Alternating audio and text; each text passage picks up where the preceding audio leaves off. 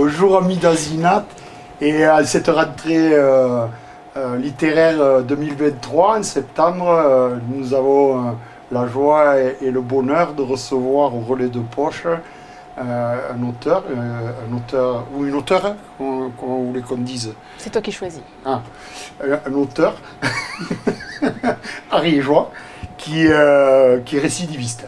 Donc si vous suivez un peu les chroniques d'Azinat, il y a déjà eu au moins 2 livres, Abda et la pluie, la fille de la pluie et les rumeurs de la terre que j'avais chroniqué.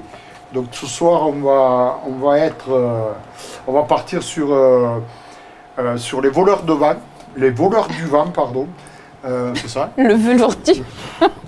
1, 2, 3, le velours du vent. Les voleurs du vent, c'est le prochain opus, c'est l'année prochaine. Donc, qui viennent de sortir. Et tout d'abord, vous dire, Isabelle, tout le plaisir que j'ai à vous recevoir, à vous interviewer et dialoguer avec vous sur différents points que nous allons aborder. Vous en êtes à votre 13e livre, si je ne me suis pas trompé, puisqu'il y a 2 séries de 3 livres. Exactement. Voilà. Dont certaines ne sont plus trouvables, même d'occasion, je ne sais pas si on les trouve. Non, c'est ça, ils sont épuisés. Le brocart bleu est épuisé aussi. Oui. Alors, le brocart bleu, je crois que moi j'en ai un ici. Ah oui? Oui. Mais ce que je peux dire, c'est qu'à partir de Les rumeurs de la terre, celui-ci, puisqu'ils sont à peu près dans l'ordre d'édition, votre style lyrique, poétique et symbolique s'est installé. Le temps d'apprentissage était-il révolu? Mais je vais apprendre jusqu'à mes 90 ans. D'accord. Oui. Donc ça, c'était... Tous les 5 ans ou tous les 2 ans, je change de cap et je m'aperçois que j'aime. Là, on voit qu'on est bien sur une série... Ouais. Même si là, on va revenir sur le velours du vin, il y a encore autre chose qui est arrivé là. C'est tout à fait possible. On le fera à la fin. Et oui, et l'année prochaine aussi, il y a un autre livre qui est capital pour moi qui va sortir. Et j'ai senti que quand je l'écrivais, ça changeait énormément. C'est un livre charnière, mais c'est celui de l'année prochaine. Bon, j'anticipe. On parlait du brocart bleu. Justement, le brocart bleu, édité en 2017, et prix LICRA 2017, la LICRA, Ligue internationale contre le racisme et l'antisémitisme, amorçait déjà votre assise et son contenu pose déjà vos questions de fond. Le bien, le mal, l'éloignement, l'amour, le contexte social ou politique. Vous êtes une fine observatrice de votre époque. Quelle fibre vous habite? Et oui, je vous ai fait des questions dures. C'est hyper dur. Donc ça veut dire que vous croyez en moi, en ma capacité de répondre à de telles questions. Alors vite. Oui, c'est vrai qu'il y a une... je m'inscris dans cette époque et je l'éprouve d'une certaine façon. Donc après, j'essaye de restituer ce que je trouve intolérable dans le monde où je vis, ce que je trouve beau. Et voilà, mes indignations, j'essaye d'en faire quelque chose. Voilà. D'accord. Donc, le brocart bleu, après le brocart bleu, vous avez assis votre écriture et pris une autre direction. Mais vous avez aussi choisi une bien belle maison d'édition, le 7e ciel. Exactement. Qui est menée par Olia et Gérard Vosor, et qui est une maison née en 2020. Pouvez-vous nous parler de cette rencontre avec cette maison d'édition, cette belle maison d'édition? C'est une magnifique rencontre. Gérald et son époux, ce sont 2 artistes, de vrais poètes, de rares personnes, comme on en rencontre peu. Et mon précédent éditeur, Gérald, était édité chez ce précédent éditeur. Et le chef éditorial s'appelait Alain. Et c'était un homme qui croyait énormément en mon travail.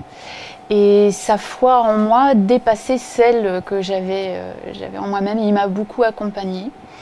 Et quand il est décédé, Gérald et moi, on a été très touchés par son départ, parce que lui aussi c'était un poète et quelqu'un qui avait la foi vraiment en la littérature, et en les personnes qu'il rencontrait, il voyait toujours le meilleur. Et bon, après la maison d'édition s'est étiolée, et Gérald a décidé de monter sa propre maison d'édition.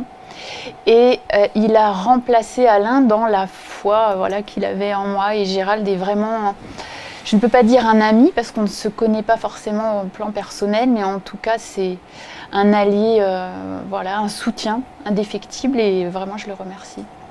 Oui, ça fait plaisir d'avoir des maisons d'édition comme ça Oui. qui supportent, pas dans le sens où vous supportent, mais qui vous aident à grandir et qui sont présents. Et c'est un philanthrope, hein, parce que à ce degré-là, ouais, c'est de la philanthropie. Bon, venons-en à votre dernier livre, donc le velours du vent et non pas le voleur de vent. Vous détaillez bien la différence qu'il y a entre tradition et amour. Et ce coup-ci, ce voyage se déroule en France dans une communauté ostracisée. Mais surtout, vous alternez votre récit avec le mythe de Psyché. Qu'est-ce qui vous a poussé dans cette direction? Alors, cette césure qui est à l'intérieur du texte, cette écriture en miroir qui est un peu... Oui, mais j'ai constaté que dans chacun de mes romans, c'est absolument pas volontaire ou le fruit d'un projet, c'est à chaque fois inévitable. J'écris en miroir. Donc après, je laisse le soin aux psychanalystes qui ont envie de se pencher sur la question, de savoir pourquoi. Mais il y a toujours une situation qui est contemplée par rapport à une autre. Parce que j'ai l'impression que dans notre existence à tous, chaque événement existe en relief par rapport à quelque chose. Une couleur n'existe pas seule, un événement n'existe pas seul. Et on est toujours mis en valeur ou en relief par rapport à ce qui nous entoure et à autre chose. Et je trouve ça intéressant aussi dans la littérature de mettre en avant une situation en ayant un reflet aussi. Donc là, il se trouve que c'est deux époques différentes, mais qui traitent du même sujet. Tout à fait. Tout à fait. Nous n'en dirons pas plus. Les gens, il faut qu'ils lisent. En tout cas, le présent se passe dans un bidonville en région parisienne, de la communauté de Saint-Denis, qui a existé pendant au moins une décennie, parce que quand on sortait de l'autoroute, c'était à côté de l'hôpital Saint-Denis, il y avait cette espèce de campement. Donc ça, c'est la réalité. Et après, il y a mon imagination.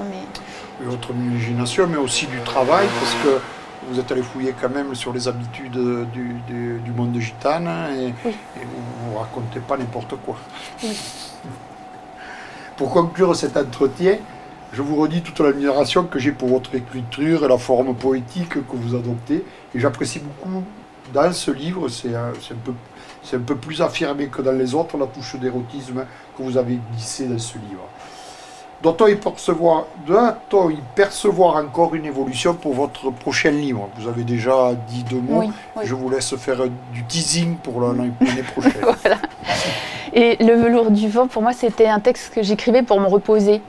Parce que j'ai des romans que j'ai entamés depuis 10 ans, par exemple, hein, j'ai beaucoup de romans terminés, j'ai beaucoup de textes que j'écris sur des années.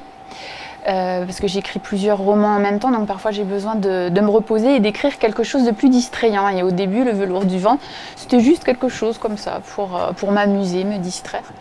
Et puis finalement, je me suis dit, bon, pourquoi pas le partager. Et le roman de l'année prochaine, oui, c'est une écriture totalement différente. Voilà. Et j'ai hâte que vous le lisiez et puis de savoir... ce qui se passera. Voilà. Il nous tarde l'année prochaine. En attendant. Et l'année prochaine, oui, ça parlera de... Pardon, j'ai tellement envie d'en parler. De la reprise de l'Afghanistan par les talibans pendant l'été d'il y a 2 ans. Et c'est écrit au présent en temps réel. Et donc tous les matins, je me levais à l'aube pour savoir ce qui s'était passé. Et c'est vraiment très réel. Et voilà. Pardon. Je suis désolée de vous avoir coupé. Il n'y a aucun souci.